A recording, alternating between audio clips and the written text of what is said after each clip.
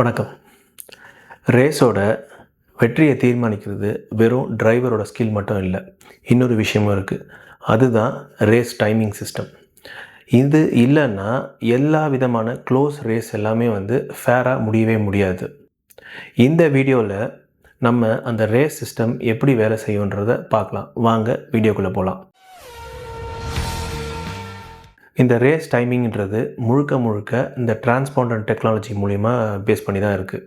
அதாவது என்னென்னா, ஒவ்வொரு கார்லேயும் ஒரு டிரான்ஸ்பாண்டர் ஃபிட் பண்ணியிருப்பாங்க. அதுக்கப்புறம் அந்த ஃபினிஷிங் அந்த ஸ்டார்ட் லைன் இருக்குல்ல, அந்த இடத்துல ஒரு சென்சார் லூப் இருக்கும்.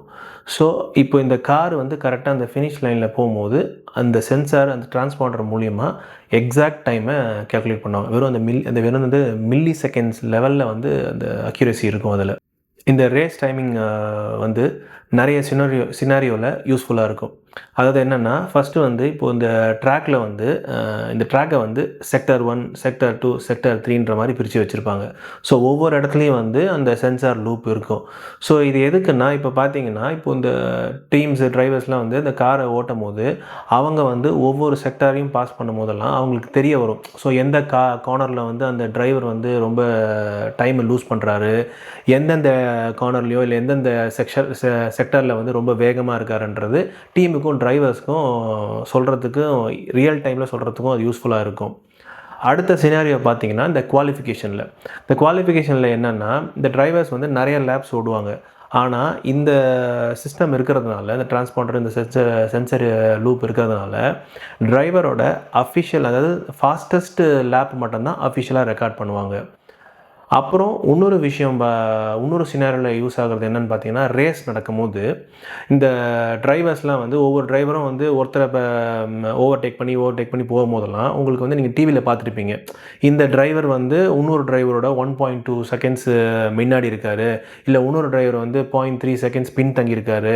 அந்த மாதிரி உங்களுக்கு ரியல் டைமில் அப்டேட் கொடுக்கறதுக்கும் இந்த டைமிங் டெக்னாலஜி யூஸ்ஃபுல்லாக இருக்கும். அப்புறம் 4வது சினாரியோ என்னென்னு பார்த்தீங்கன்னா, இந்த ஃபால்ஸ் ஸ்டார்ட் டிடெக்ஷன் சொல்லுவாங்க. அதாவது என்னென்னா, இந்த ஒவ்வொரு காரும் கிரிட்டில் நிற்கும்ல, ஸ்டார்ட் லைனில் கிரிட்டில் இருக்கும்ல, அந்த ஒவ்வொரு கிரிட்லேயும் ஒரு சென்சார் வச்சுருப்பாங்க. சப்போஸ் இந்த லைட்ஸ் ஆஃப் ஆகி ரேஸ் ஸ்டார்ட் பண்ணும்போது ஏதாவது ஒரு கார் ஜம்ப் ஸ்டார்ட் பண்ணிட்டாங்க, கொஞ்சம் முன்னாடி உடனே ஸ்டார்ட் ஆகக்கூடாத நேரத்துக்கு கொஞ்சம் ஜஸ்ட் ஒரு ஃபியூ செகண்ட்ஸ் முன்னாடி ஸ்டார்ட் பண்ணிட்டாங்கன்னா இந்த சென்சார் மூலிமா டக்குன்னு உங்களுக்கு தெரிஞ்சிடும். ஸோ ஏதாவது இந்த ஒரு டிரைவர் பி லெவலில் இருக்க டிரைவர் ஜம்ப் ஸ்டார்ட் பண்ணிட்டாரு அப்படின்றது உடனே தெரிஞ்சிடும். அப்புறம் இந்த ரேஸ் டெக்னாலஜி டைமுக்கு ஒரு பேக்கப் சிஸ்டம் இருக்குது. அதாவது என்னென்னா, இப்போ சப்போஸ் அந்த டிரான்ஸ்பாண்டரு இல்லை அந்த சென்சார் லூப்பு சப்போஸ் ஏதாவது ஒரு காரணமாக இல்லை பவர் ஷார்ட்டேஜோ ஏதோ சம்திங்னால அது ஒர்க் ஆகலைன்னு வச்சுக்கோங்களேன், அவங்க ஒரு பேக்கப் சிஸ்டம் வச்சுருப்பாங்க. அதாவது என்னென்னா, அது அந்த ஃபினிஷ் லைனில் தான் சொல்கிறேன் நான். இந்த ஃபினிஷ் லைனில் ஒரு லைட் பீம் மாதிரி பாஸ் ஆகும், இந்த எண்ட்லேருந்து அந்த எண்டுக்கு பாஸ் ஆகும். அது என்னென்னா, அந்த ஒரு லைட் பீம் பாஸ் ஆகும்போது கரெக்டாக அந்த டைமில் ஒரு கார் அந்த லைட் பீமை க்ராஸ் பண்ணிச்சுன்னா அந்த மூலிமா உங்களுக்கு எக்ஸாக்ட் டைமை ரெக்கார்ட் பண்ண முடியும். சப்போஸ் அந்த மெயின் சிஸ்டம் வேலை செய்யலைன்னா இது மூலிமாவும் அக்யூரேட்டாக டைமிங்ஸை ரெக்கார்ட் பண்ணுவாங்க. அதே மாதிரி இந்த டிரான்ஸ்பாண்டர் டெக்னாலஜின்றது ஃபார்முலா 1 இல்லை இந்த மோட்டார் ஸ்போர்ட் ஆரம்பித்த காலத்துலேருந்தே இல்லை. இது முதல்லலாம் பார்த்திங்கன்னா மேனுவலாக தான் பண்ணுவாங்க. இந்த மார்ஷல்ஸ்லாம் கையில் ஒரு டைமிங் வச்சுருப்பாங்க, அது மூலிமா தான் கேல்குலேட் பண்ணுவாங்க. ஸோ சின்ஸ் அது மேனுவல்னால நிறைய எரர்ஸ் இருக்கும்.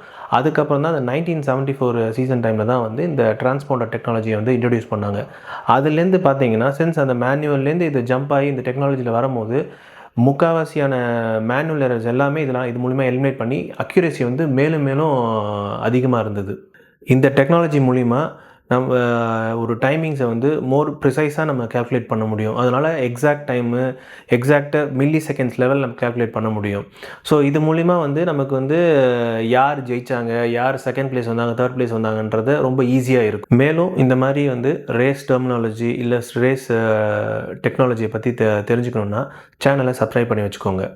அடுத்த வீடியோவில் வேறு ஒரு இன்ட்ரெஸ்டிங்கான மோட்டார் ஸ்போர்ட் டாப்பிக்கை பற்றி நம்ம பார்க்கலாம். அது வரைக்கும் நன்றி, வணக்கம்.